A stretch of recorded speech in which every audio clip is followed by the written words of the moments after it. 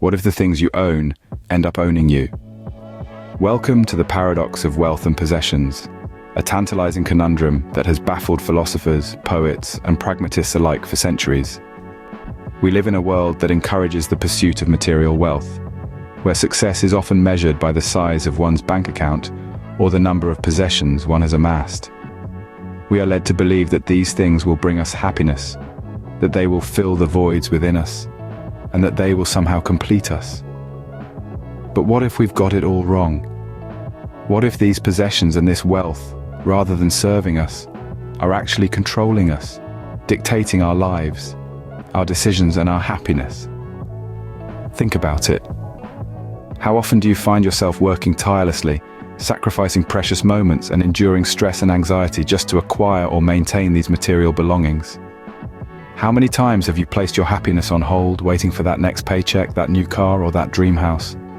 And yet, despite all our efforts, despite all our sacrifices, we often find ourselves feeling unfulfilled, unsatisfied, and even more empty than before. It's as if we're running on a never-ending treadmill, constantly chasing after something that always seems to be just out of reach. It's a paradox, isn't it? We work to live, and yet we live to work. We seek happiness in things, and yet these things often bring us anything but happiness. Our possessions possess us, our wealth weighs us down, and we become slaves to the very things we once believed would set us free. This is the paradox of wealth and possessions. It's a reality that many of us grapple with every day, a conundrum that challenges our understanding of success, happiness, and fulfillment. So what if there was a different way to view wealth and possessions? A way that could free you from these chains? Let's explore this thought as we delve deeper into the wisdom of Stoicism. Enter Stoicism, an ancient philosophy that could provide the answer to our paradox. Emerging from the bustling markets and grand halls of ancient Greece, Stoicism has left its mark on thinkers, leaders, and philosophers for over 2,000 years. It was birthed by Zeno of Citium, who began teaching in the Painted Stoa, a colonnade in Athens, thus the name Stoicism. Stoicism is not just a philosophy, it's a way of life, a framework for making sense of the world and our place within it. At its core, Stoicism is about understanding what we can control and what we can't, and focusing our energy only on the things within our power. It teaches us to maintain a tranquil mind amidst life's inevitable storms and to strive for virtue, the highest good. Now you might be wondering, how does a philosophy that's over 2 millennia old have relevance in today's fast-paced, technology-driven society? Well, the essence of Stoicism is timeless. It's about finding peace, purpose, and happiness in a world that's often chaotic and uncertain. And isn't that what we all seek? In the realm of wealth and possessions, Stoicism offers a fresh lens to view our desires and wants. It isn't against wealth or material possessions, but it warns against allowing them to control us, to dictate our happiness and peace of mind.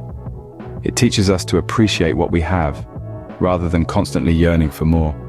It's about understanding that wealth and possessions are not inherently good or bad. It's how we relate to them that matters. Stoicism offers a unique perspective on wealth and possessions, one that challenges our conventional understanding. It doesn't just provide a solution to the paradox of wealth, but it also offers us a roadmap for living a more meaningful and fulfilling life. So, as we delve deeper into Stoicism, let's keep an open mind and see what wisdom we can glean from this ancient philosophy that has stood the test of time. So, how does Stoicism view wealth, one might ask? Well, Stoicism, in its profound wisdom, perceives wealth as something indifferent. It's neither inherently good nor bad. It's like a tool, a hammer, for instance. You can use it to build a house, or you can use it to break a window. The hammer itself isn't good or bad. Its value is determined by how it's used, and the same applies to wealth. Stoics believe that wealth doesn't bring happiness, nor does its absence bring misery. The key lies in our attitude towards it. We can have all the riches in the world, but if we're always craving more, never satisfied, then we're still impoverished in spirit. On the other hand, we can have very little, but if we're content with what we have and use it wisely, we're truly wealthy. Let's take an example. Imagine two people, one with a large fortune, the other with modest means. The wealthy individual spends their money frivolously, always chasing the next shiny object, never truly content. In contrast, The person with modest means uses their resources wisely, investing in things that bring them lasting joy and satisfaction. In the Stoic view, who is truly wealthier? It's the individual with modest means because they've learned to appreciate and utilize what they have. Wealth, in the Stoic sense, is more than just monetary riches. It's about possessing a rich spirit, a sense of contentment, and a capacity to use what one has for the greater good. It's about understanding that wealth is not an end in itself, but a means to an end. A tool that, when used wisely, can contribute to a meaningful and fulfilling life. So, it's not about shunning wealth or demonizing it. Stoicism teaches us to approach it with a balanced perspective, recognizing its potential benefits, but also being aware of its potential pitfalls. Wealth in itself isn't the problem. It's our relationship with it that can cause issues. Remember, it's not what we have, but how we use it and how we perceive it that truly matters. And what about possessions? What does Stoicism say about them? Well, Stoicism encourages us to see possessions in a specific light, as temporary and transient. Stoics believe that everything we own, everything we hold dear, is merely on loan from the universe. These possessions are not inherently ours, and they can be taken away at any moment. This perspective isn't meant to induce fear or anxiety, but rather to foster an attitude of appreciation and non-attachment. Think of it this way. If you knew a borrowed book had to be returned to the library, you wouldn't cling to it as if it were your own, would you? Instead, you'd savor the time you have with it, read it, learn from it, then return it. This is how Stoics view possessions. They're here for us to use, to enjoy, but not to become overly attached to. Stoicism also introduces the concept of voluntary discomfort. This is the practice of intentionally putting oneself in uncomfortable situations to better appreciate comfort when it's present. For instance, you might choose to skip a meal, not because you have to, but to experience a small measure of hunger. This then makes the next meal you have feel like a feast. Similarly, you might spend a day without using any electronic devices, not because they're unavailable, but to appreciate the convenience they bring to your life. Voluntary discomfort is not about self-punishment, but about breaking the cycle of taking things for granted. It helps us to see the value in what we have, to appreciate it, and to realize that our happiness doesn't depend on our possessions. So, Stoicism's take on possessions is quite clear. They're temporary, they're to be appreciated but not clung to. Our happiness should not hinge on the things we own, but on our ability to appreciate what we have, when we have it.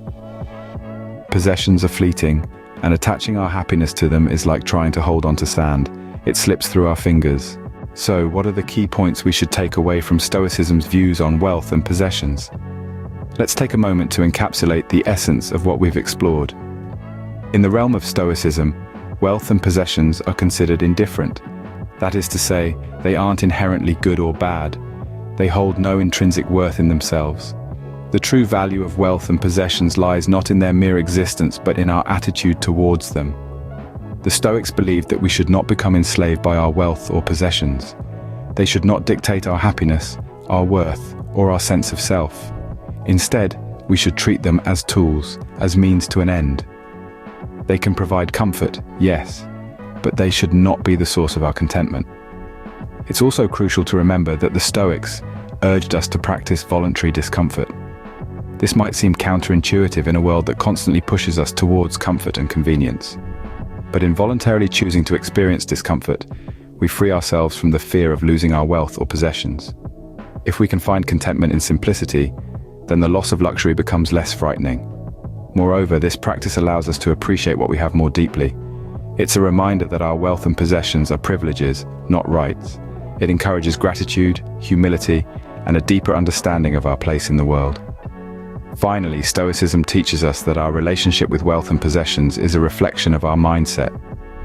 We can choose to see them as burdens, as sources of stress and anxiety, or we can see them as opportunities, as tools to help us live a good life. The choice is ours. So as we navigate through life, let's keep these key points in mind. Let's strive to cultivate a healthy relationship with our wealth and possessions, to appreciate them without becoming attached, and to understand their true value. Remember, it's not what we have, but how we relate to it that defines our experience of wealth and possessions. How then can we apply these Stoic principles in our everyday lives? The first step towards adopting Stoicism is recognizing that wealth and possessions, while not inherently evil, are external and transient.